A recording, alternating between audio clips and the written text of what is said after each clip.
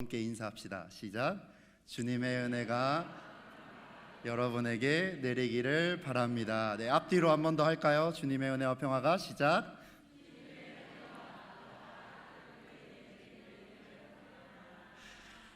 네, 죄송합니다. 두 줄로 준비해서 두 번 쳐다보게 만들었습니다. 말씀을 나누기에 앞서서 먼저 감사의 말씀 전합니다. 청소년부 교육자로서 너무너무 감사드립니다. 우리 교인분들 많은 분들이 기도해 주신 덕분에 아무 사고 없이 우리 아이들 정말 큰 은혜 받고 돌아왔습니다. 네, 주님의 은혜가 함께 할 줄 믿습니다. 네, 저의 목소리도 은혜로워졌습니다. 조금 더. 네. 여러분, 오늘 말씀을 보면요, 누가복음을 보면 예수님의 인생은 하나의 여행으로 그려지고 있습니다. 누가복음은 예수님의 삶을 하나의 여정으로 기록합니다. 그 길은 어디서 출발하냐면 북부 갈릴리 지방에서부터 시작됩니다. 그리고 그 삶이 마지막 예루살렘을 향하여 예언자가 예루살렘이 아니고서는 죽을 수 없느니라, 예루살렘을 향하여 그 순례의 길을 조금씩 가시는 분명한 방향과 여정이 있는 길입니다. 먼저 예수님은 이스라엘 북부 지역인 갈릴리 지역에서 활동을 시작하십니다. 그리고 어느 시점이 되자 이 갈릴리를 떠나겠다고 선언하십니다. 남부 지방에 있는 도시인 예루살렘을 향해 내가 갈 때가 되었다라고 말씀하시는 거죠. 그 이야기가 바로 오늘 말씀인 누가복음 9장 51절 말씀입니다. 함께 한번 읽어볼까요? 함께 읽어보겠습니다. 시작. 예수께서 승천하실 기약이 차감해 예루살렘을 향하여 올라가기로 굳게 결심하시고. 아멘. 예수님이 예루살렘에 가겠다라고 결심하십니다. 오늘 본문이 예루살렘으로 여행을 시작하는 바로 그 자리에 있다는 사실. 그래서 누가복음을 연구하는 신학자들은 누가복음을 두 부분으로 쪼갤 때 누가복음 9장 51절을 기점으로 그 이전과 그 이후로 나누고는 합니다. 주님은 이제 예루살렘으로 가는 여행을 시작하고 바로 그 자리에 서 계십니다.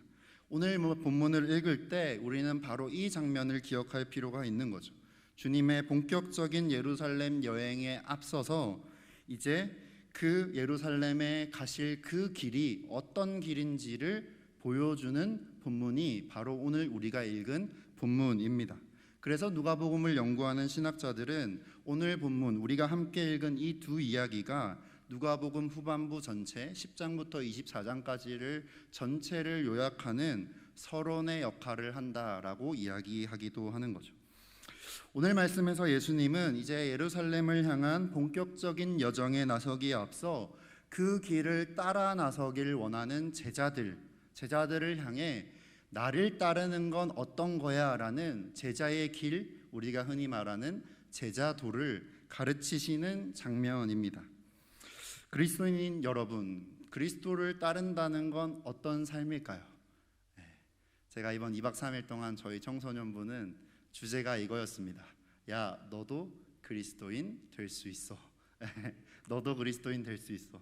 나도 그리스도인 될 수 있고 너도 그리스도인 될 수 있어였는데, 그리스도인이 된다는 건 어떤 걸까요? 그리스도를 따른다는 건 어떤 삶일까요? 어떻게 하면 우리는 주님의 제자로서 이 세상을 살아갈 수 있을까요?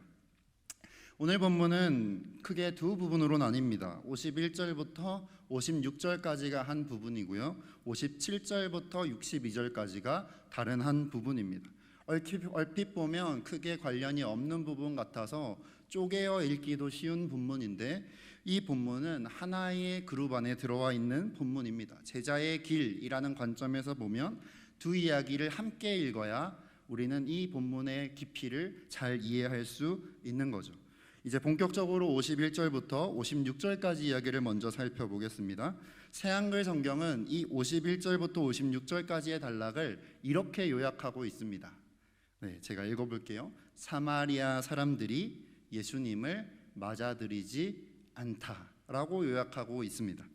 이미 말씀드렸지만 이 갈릴리 북부에서, 갈릴리는 북쪽에 있고 예루살렘은 남쪽에 있습니다. 그리고 그 한가운데에 지금 동그랗게 표시된 이 부분이 바로 사마리아 지역입니다. 그러니까 갈릴리에서 예루살렘으로 내려가려면 당연히 이 사마리아를 지나가야 된다라고 생각할 수 있겠지만 유대인들은 그렇게 생각하지 않았습니다. 역사적으로 유대인들은 사마리아 사람들을 경멸했습니다. 사마리아 땅을 밟지 않기 위해 요단강 서쪽을 빙 둘러서 남쪽으로 내려갔던 겁니다.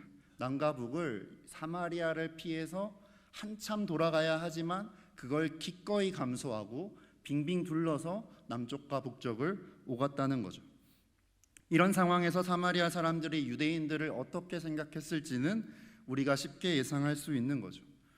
유대인이시자 남성이셨던 예수님이 그 사마리아 땅을 지나가겠다, 통과해서 내가 예루살렘으로 가겠다라고 말씀하시는 겁니다. 52절 첫마디에 보시면 뭐라고 기록되어 있나요? 사자들을 앞서 보내심에라고 기록되어 있습니다. 심부름꾼들을 주님이 그 사마리아 땅에 들어가기 전에 먼저 보내십니다. 그러나 사마리아 사람들이 어떻게 합니까? 예수님을 맞아들이지 않았다라고 이야기하고 있습니다.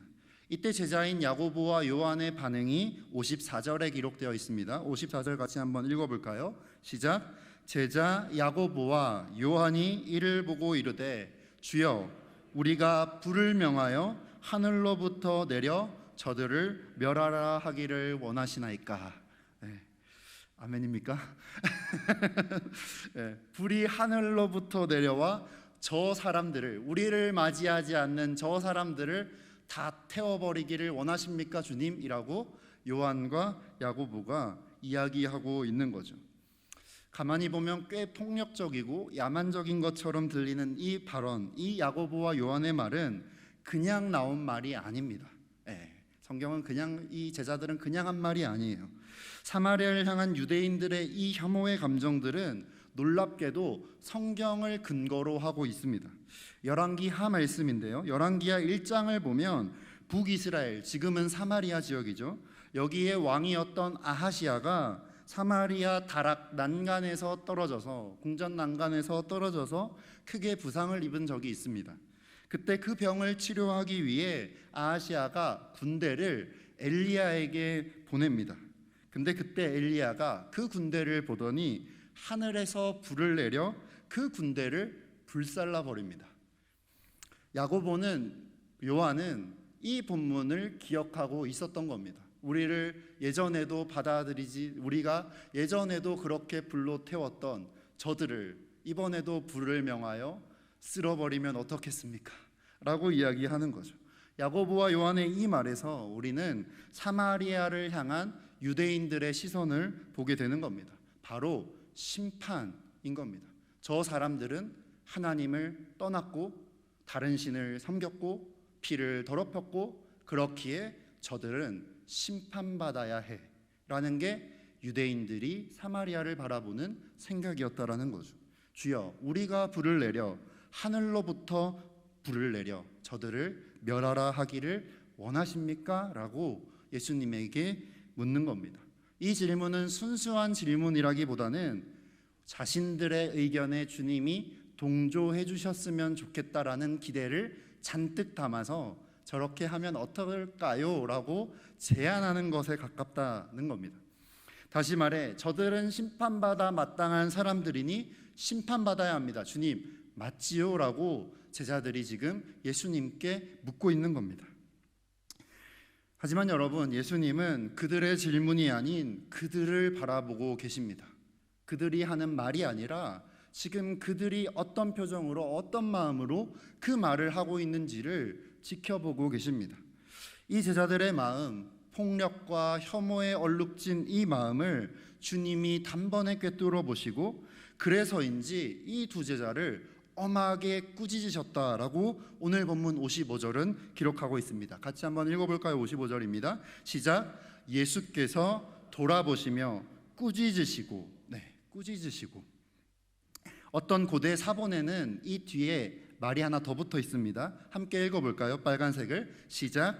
이르시되 너희는 무슨 정신으로 말하는지 모르는구나. 인자는 사람의 생명을 멸망시키러 온 것이 아니요 구원하러 왔노라. 아멘. 예수님은 단 한 번도 사마리아 사람들에게 심판이 임하기를 바란 적이 없으셨습니다. 누가복음에서 예수님은 하나님의 자비하심을 강조합니다. 아무도 받아주지 않는 너희를 받아주는 때가 하나님의 나라가 시작되었다라고 주님은 선언하기 위해 이 땅에 오셨다라고 말씀하십니다. 여러분, 예수님의 삶이 인생 전체가 한 편의 설교라면 예수님의 삶을 요약하는 본문 말씀은 누가복음에서는 누가복음 4장 18절 19절 말씀인데, 17절에 보면 예수님이 성전에 가셔서 사역을 시작하는 제일 앞에서 성전에 가셔서 이사야의 책을 받아들고 한 부분을 펼쳐서 읽으십니다. 그 말씀이 18절 19절인데 함께 제가 준비했으니 읽어보겠습니다. 시작. 주의 성령이 내게 임하셨으니 이는 가난한 자에게 복음을 전하게 하시려고 내게 기름을 부으시고 나를 보내사 포로된 자에게 자유를, 눈먼 자에게 다시 보게 함을 전파하며 눌린 자를 자유롭게 하고 주의 은혜의 해를 전파하게 하려 하심이라. 아멘. 여러분, 이 말씀은 어디서 왔게요? 이사야서 61장 1절 말씀입니다. 그런데 여러분, 이사야서 61장 1절 말씀을 펼쳐서 읽어보시면 주님이 읽으신 본문과 조금 다릅니다. 예수님은 이사야서 61장 1절을 읽으시는데요, 이 이사야서 61장 1절을 보면 주님의 은혜의 해와 함께 다른 한 구절이 덧붙어 있습니다. 주님의 은혜의 해와 주님의 보복의 날을 선포하려 하심이라 라고 기록되어 있어요.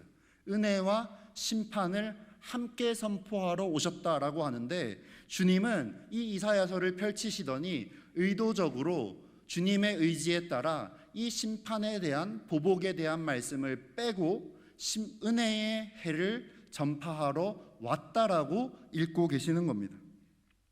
즉 예수님은 자신이 심판이 아니라 회복을 위해 오셨음을 분명하게 선언하고 강조하고 싶으셨다라는 거죠. 그러니 하늘에서 불을 내려 그들을 없애버리자, 그들을 심판하십시오라는 그 제자들의 말은 주님이 지금 가시려는 그 예루살렘의 여정과는 전혀 어울리지 않는 이야기라는 겁니다. 예수님은 자신을 맞아들이지 않는 사마리아 사람들을 보시고는 그냥 자신의 일행을 데리고 다른 마을로 가십니다. 그냥 피하여 다른 마을로 지나가실 뿐인 겁니다. 예수님은 자신을 거절하는 사람들을 향해 날선 비판이나 비난을 쏟아내지 않으십니다. 예수님이 전하신 하나님 나라의 복음은 심판과 보복이 아니라 받아들임, 환대와 회복의 하나님이셨기 때문이라는 거죠. 주님은 하나님의 나라의 복음을 전하십니다. 거절당하는 건 아무런 문제가 되지 않는 겁니다. 피하여 또 필요한 누군가에게, 주님이 예배하신 누군가에게 하나님의 복음을 전하면 되는 겁니다.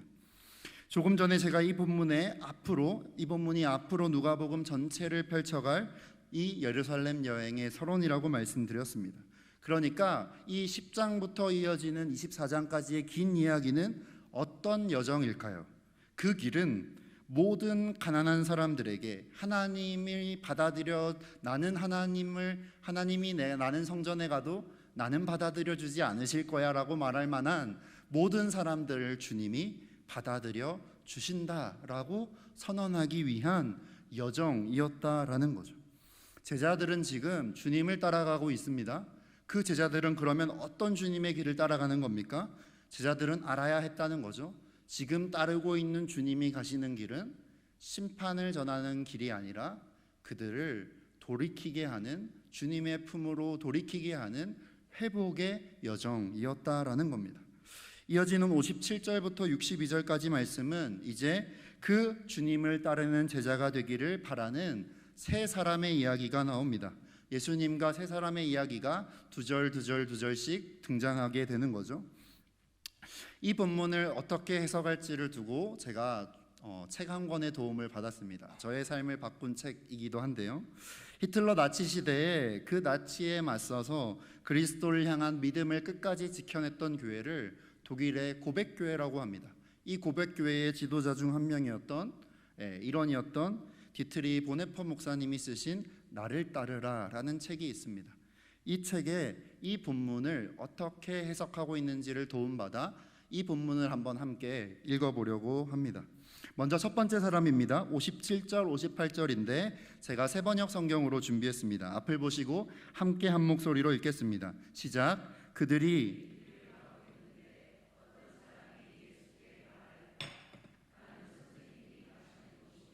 어디든지 따라가겠습니다. 예수께서 그에게 말씀하셨다. 여우도 굴이 있고 하늘을 나는 새도 보금자리가 있으나 인자는 머리 둘 곳이 없다. 아멘. 첫 번째 제자는 내가 주님의 제자가 되기를 스스로 간청합니다. 주님, 내가 주님의 제자가 될게요 라고 말하는 거죠. 그러나 중요한 건 뭐냐면 이 사람은 주님의 부름을 받지 못한 상태였다는 겁니다. 그는 예수님을 보았을 겁니다. 예수님의 사역을 멀리서 지켜보고 그 사역에 감격했을 것이고 주님을 따르기를 바랐을 겁니다. 하지만 주님은 말씀하시는 거죠. 뭐라고 대답하십니까? 지금 네가 무슨 말을 하는지 알지 못해서 그런 거야. 너가 몰라서 나를 따라온다고 하는 거야 라고 주님은 말씀하시는 거죠. 주님은 이 대답을 통해서 자신과 함께 살아가는 것, 예수 그리스도를 따른다는 것이, 그리스도인으로 산다는 것이 현실적으로 어떤 삶인지를 보여주고 계시는 겁니다. 예루살렘으로 주님은 지금 가고 계십니다. 그 예루살렘으로 가는 길은 어떤 길입니까? 여러분, 주님은 예루살렘에 왜 가시는 거죠? 십자가에 달리러 가시는 겁니다. 사도신경은 예수님의 생애 전체를 단 한마디로 이렇게 요약하고 있죠. 뭐라고 합니까? 고난당하셔서 십자가에 달려 죽으시고 주님의 삶은 성령에서 잉태되어 십자가에 달려 돌아가시고 주님의 생애 전체가 단 한마디 십자가에 달려 고난당해 돌아가셨다라는 걸로 요약되고 있는 거죠. 보네퍼 목사님은 이렇게 말합니다. 아무도 이런 삶을 스스로 선택할 수 없다라고 말씀하시는 거죠. 아무도, 저와 여러분 그 누구도 우리가 주님이 부르시지도 않았는데 내가 주님을 따르겠습니다 말할 수 없는 존재들이라는 겁니다. 여러분은 여러분 스스로 십자가의 길을 선택하실 수 있습니까? 예전에 교회에서 한 청년이 이런 이야기를 하더라고요. 그 청년이 이렇게 얘기를 했습니다. 기도를 잘 하기가 힘들다 얘기를 하더라고요. 그래서 왜 그래 이렇게 얘기했더니 그 청년이 이렇게 얘기합니다. 기도를 하면, 하나님께 정말 진심으로 기도를 하면 어떤 말씀을 하실지 알 것 같은데 기도를 하면 그 말씀대로 내가 살아야 할 텐데 그게 좀 겁이 나서 선뜻 하나님께 기도하기가 망설여진다라고 하더라고요. 기도를 하면 더 열심히 교회를 섬겨야 하고, 기도를 하면 주일을 비워야 하고, 기도를 하면 다른 약속보다, 그렇죠? 청년부 모임을 앞세워야 하고, 기도를 하면 나의 삶을 주님이 어떻게 이끌어 가실지가 10년 동안 신앙생활을 하다 보니 너무 잘 보이고 그 길을 너무 따르는 게 나는 이미 지친 상태라 다시 기도해서 그 길을 가는 게 무서워요라고 저에게 얘기를 하더라고요. 여러분, 아무도 우리는 그리스도인의 삶을 스스로 선택할 수 없습니다. 그 고난의 길을 우리 스스로 걸어가겠다라고 자신 있게 말할 수가 없습니다. 우리는 자기 보호라는 본능이 잠재되어 있기 때문이죠. 나를 조금 더 앞세우고 싶고, 내가 조금 더 빛나고 싶고, 나의 삶을 조금 더 살고 싶고, 이런 내가 내 중심에 가득 차 있기 때문에 그리스도를 따른다는 것, 세상에 생명을 내어주기 위해 나를 비운다는 건 쉬운 삶이 아닌 겁니다. 아무도 주님이 가시는 길을 따라갈 수 없습니다. 그러나 보네퍼 목사님은 나를 따르라 해서 이 한마디를 덧붙이십니다. 같이 한번 읽어볼까요? 띄워주시겠어요? 시작. 그러나 만약 예수가 부른다면 그는 매우 깊은 간격도 극복할 수 있다. 아멘. 네. 우리는 우리의 바람만으로는 주님을 따를 수가 없습니다. 잠깐의 열심이지만 금방 식어버릴 뿐입니다. 삶의 어려운 문제들이 찾아오고 조금 더 교회를 뒤로 미뤄야 할 날들이 온다면 그냥 미루어 버릴 뿐인 겁니다. 그러나 주님, 우리가 이렇게 말씀하시는 거죠. 그러나 주님께서 먼저 우리를 향해 나를 따라오너라 말씀해 주신다면, 주님이 우리를 먼저 찾아오시고 주님이 우리를 불러주신다면, 그러면 우리는 주님을 따를 수 있는 겁니다. 첫 번째 사람의 오류는 뭐였냐면, 주님이 부르시지도 않았는데 내가 내 의지로 나의 것으로 주님을 따르겠다라고 이야기했다는 거죠. 지금 주님은 그 교만함을 지적하고 있는 겁니다. 나 오늘 저녁에 머리 둘 곳도 없는데 너가 쉽게 따라올 수 있겠니? 가능하겠니? 라고 물어보고 계시는 거죠. 주님을 따름에서조차 내가 나를 앞세우는 이 교만함과 죄성을 주님은 지금 지적하고 계시는 겁니다. 주님의 길을 아무도 스스로 선택해서 따라갈 수는 없는 거죠. 두 번째 사람을 보겠습니다. 59절 60절인데 세 번역 성경으로 같이 함께 읽겠습니다. 시작. 또 예수께서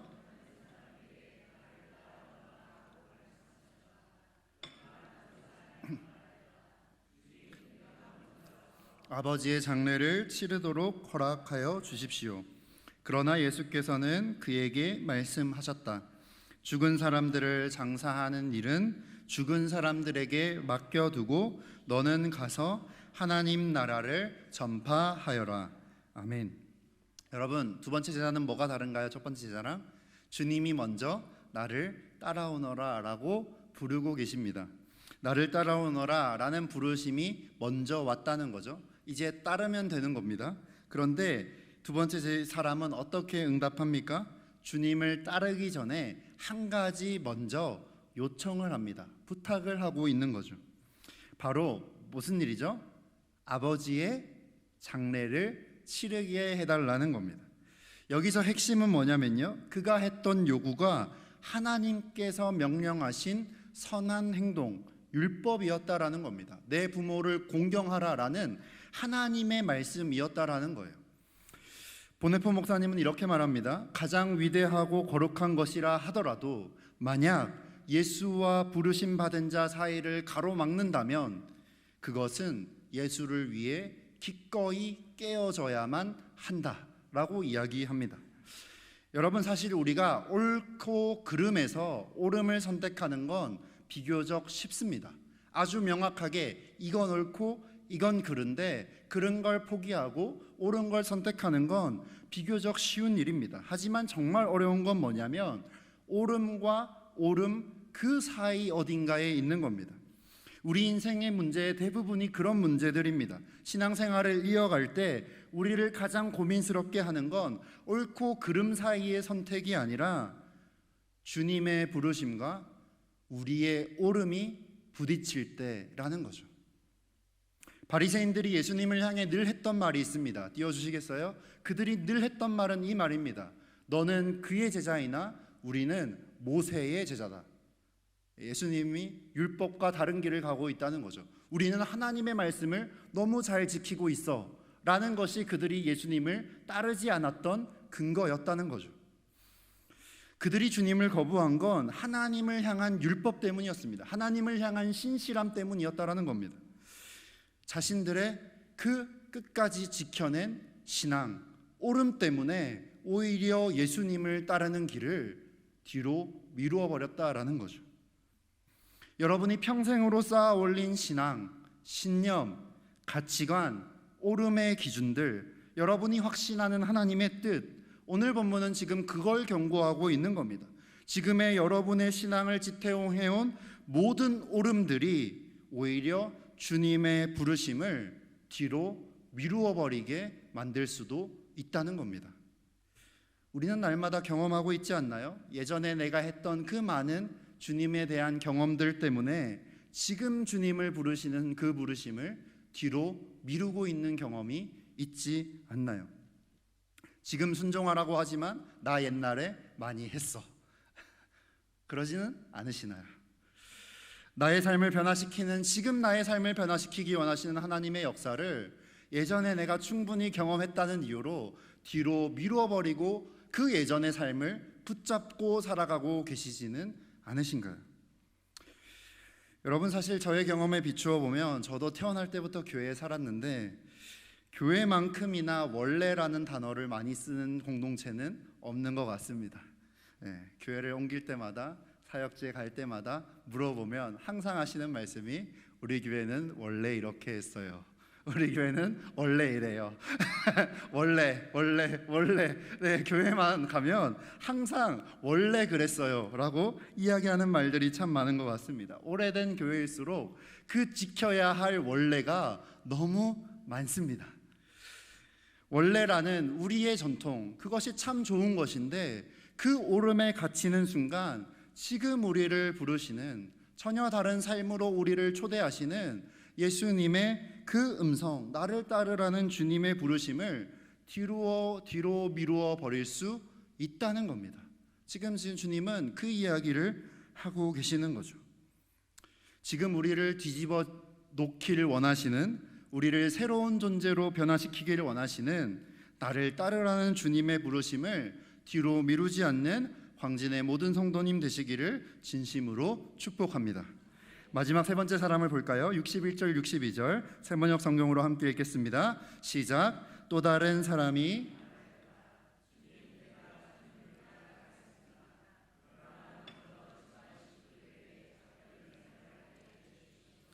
예수께서는 그들에게 말씀하셨다. 누구든지 손에 쟁기를 잡고 뒤를 돌아다보는 사람은 하나님의 나라에 합당하지 않다. 아멘. 여러분, 세 번째 제자는 예수님이 부르시지도 않았는데 자기가 먼저 나서서 이렇게 말하는 겁니다. 제가 주님을 따라가겠습니다 라고 먼저 이야기하고 있습니다. 거기에다가 한 가지를 덧붙이고 있죠. 그는 지금 예수님의 제자가 되는 것이 마치 자신의 인생의 여러 가지 길들 중에 내가 선택할 수 있는 한 가지의 길인 것처럼 생각하고 있다라는 겁니다. 그는 예수님의 제자가 되는 것을 내가 선택할 수 있다고 여기고 거기에는 한 가지 조건을 더 붙일 수도 있다고 생각하고 있는 거죠. 그가 하는 말에는 나는 그럴 만한 자격이 있습니다라고 이야기하는 것 같습니다. 보네포 목사님은 이 본문을 가지고 이렇게 말합니다. 그렇게 그 사람은 완전한 갈등에 빠지고 말았다라고 이야기하는 거죠. 세 번째 사람을 봅시다. 그는 예수님을 따르기를 원합니다. 하지만 동시에 그는 예수님과 자기 사이에 무언가를 끼워놓고 있습니다. 그러나 먼저 무엇을 하게 해주십시오. 나 주님을 따라갈 건데 먼저 요것을 좀 해주시면 내가 주님을 잘 따라갈 것 같습니다 라고 이야기하는 거죠. 그에게 제자의 길은 어떤 조건들이, 전제들이 충족되어야 따라갈 것 같은, 따라갈 수 있는 길이라고, 하나의 가능성이라고 이해하고 있는 거죠. 결국 이 세 번째 제자가 실패할 수밖에 없는 이유는 자기의 인생을 자기의 뜻대로 움직일 수 있다고 생각하기 때문이라는 겁니다. 그가 제시한 조건은 자신이 예수님을 주님으로 따르는 제자가 될 수 없다는 사실을 먼저 보여주고 있는 겁니다. 주님을 따라간다는 건 주님의 뜻대로 가는 걸 의미하는 겁니다. 그런데 주님의 뜻을 따르겠다고 말하면서 먼저 이것을 좀 해주십시오, 내 뜻을 조금 들어주십시오라고 말하는 건 이미 제자가 되지 않겠다는 것과 다른 말이 아니다라고 이야기하는 겁니다. 그가 제시한 조건은 그런 거죠. 예수님의 말씀이 아니라 다른 것을 앞세우고 있다는 거죠. 말씀을 맺어 보겠습니다. 주님의 제자로 부름받은 여러분, 그리스도인이신 여러분, 다시 첫 번째 말씀인 51절로 돌아가 봅시다. 함께 읽어보겠습니다. 시작. 예수께서 승천하실 기약이 차감해 예루살렘을 향하여 올라가기로 굳게 결심하시고. 아멘. 지금 예수님은 예루살렘을 바라보고 계십니다. 예루살렘을 바라보고 계신 예수님의 표정을 상상해 보십시오. 주님의 표정은 결코 밝지 않습니다. RSV 성경은요, 예수님의 얼굴이 굳었다라고 번역하고 있습니다. 우리가 따르려는 그리스도를 따라가는 삶, 그리스도인의 삶은 그냥 그저 행복하고 마냥 기쁘기만 한 길이 아닙니다. 예수님은 자신이 다시 살아나야 할 것을, 부활하실 것을 약속하셨지만, 예언하셨지만, 그 다시 살아남을 경험하기 위해서 먼저 해야 할 것이, 거쳐야 할 과정이 있다고 말씀하셨습니다. 바로 거절당하고 죽임바 되어 버림당하고 죽임당할 것을 예언하셨다라는 거죠. 주님은 3번씩이나 내가 버림바 되어 죽임당할 것이라고 말씀하셨습니다. 지금 예루살렘을 향한 이 여정은 그 첫걸음이었다라는 겁니다. 그 첫걸음부터 주님은 사마리아에서 거절당하면서 이 사역을 시작하고 계시는 겁니다. 그런데도 주님은요, 놀랍게도 1%의 흔들림과 망설임도 없이 제자들을 향해 나를 따라오너라 라고 말씀하고 계십니다. 왜 그럴 수 있을까요? 하나님이 아니면 누구도 받아들여주지 않을 사람들, 주님의 심판에 훨씬 더 가까운 그 모든 가난한 사람들에게 복음을 전하는 이 길이, 그리스도인으로 사는 이 길이 그만큼 가치 있는 길이라고, 따를 만한 길이라고 주님은 확신하며 우리를 향해 나를 따라오너라 라고 말씀하고 계시는 겁니다. 이 길은 주님이 가신 길이고 주님과 함께 걷는 길이기 때문입니다. 우리가 홀로 멍에를 짊어진다면 무겁겠지만, 버겁겠지만 주님이 주신 멍에는 쉽고 주님이 주시는 짐은 가볍기 때문입니다. 말씀을 맺습니다. 사랑하는 광진교회 성도 여러분, 오늘 말씀의 제목은 예수님을 따라가려면입니다. 여러분, 예수님을 따라가려면 우리가 어떻게 할 수 있을까요? 오늘 이야기를 들어보니 완전 질려버릴 것 같지 않습니까? 그 길을 따라가는 게 나는 버거워, 나는 못해 라는 말씀이 나올 것 같지 않습니까? 우리는 어떻게 하면 예수님을 따라갈 수 있을까요? 제가 강원도 이제 인제 가면 언제 오나 원통에서 못 살겠네. 강원도 인제 원통에서 이제 군대에서 이제 복무를 했거든요. 군대 제일 빨리 가는 길을 클릭하시면 이틀 뒤에 입대해라는 게 날라옵니다. 이틀 뒤에 입대를 했어요. 클릭을 하고 갔더니 강원도로 배정을 받았어요. 그래서 강원도 인제로 갔는데, 인제 가면 언제나 원통으로 갔는데, 여러분 거기서 거의 일주일에 2번씩 40km 군장을 짊어지고 행군을 했거든요. 훈련 처리되면. 근데 여러분, 군대에서 제가 배운 게 뭐냐면 30km의 군장을 치고, 제가 이제 기관총 사수였기 때문에 기관총 총열이 한 10km 됩니다. 그걸 같이 짊어지고 40km를 짊어지고 이제 가는데요. 40km를 짊어지고 40km를 걷는데, 이 거리에 행군을 할 때, 산행을 할 때 이것을 완주하는 방법이 뭔지 아시나요? 비교적 간단합니다. 아주 쉽습니다. 뭐냐면 앞 사람 발을 보고 따라가는 겁니다. 내 앞에 사람이 밟은 그 발만 보고 따라가면 넘어질 일도 없고 지치지도 않고 그냥 가면 됩니다. 왜냐? 발자국이 찍힌 대로 한 걸음 한 걸음 같이 가는 사람과 같이 가고 있기 때문인 거죠. 여러분, 그리스도인이 된다는 것, 그리스도인으로 산다는 것, 그리스도를 닮아가는 사람이 된다는 건 이런 거라고 저는 생각합니다. 매일매일 한 발자국씩 한 발자국씩, 한 걸음 한 걸음 앞으로 그냥 내딛는 겁니다. 주님의 부르심을 따라, 그 길이 어딘지 모르겠으나 그냥 오늘 내가 주님의 부르심에 따라, 주님의 부르심을 구하고 주님의 부르심에 따라 한 걸음 한 걸음 앞으로 가는 겁니다. 주님이 나를 따라오너라 말씀하실 때 머리 둘 곳 없는, 그러나 주님이 함께 계신 그 길을 따라 나서는 겁니다. 발걸음을 한 걸음 한 걸음 앞으로 찍어가는 겁니다. 어쩌면 그리스도인들에게 약속된 미래는 정말로 한치 앞에 놓인 발자국 하나 정도일지도 모릅니다. 그러나 그 부르심에 응답해 걷는 한 걸음 한 걸음이, 주님은 말씀하시는 거죠. 우리를 참된 그리스도인으로 만들어 갈 거다라고 말씀하시는 겁니다. 보네포 목사님의 이 말을 마지막으로 기억하며 말씀을 맺으면 좋겠습니다. 같이 한번 읽어볼까요? 시작. 아무도 이런 삶을 스스로 선택할 수 없다. 그러나 만약 예수가 부른다면 우리는 매우 깊은 간격도 극복할 수 있다. 아멘. 주신 말씀 기억하며 기도하겠습니다. 우리 함께 먼저 찬양할까요? 이 길이 행복임을 함께 찬양하면 좋겠습니다.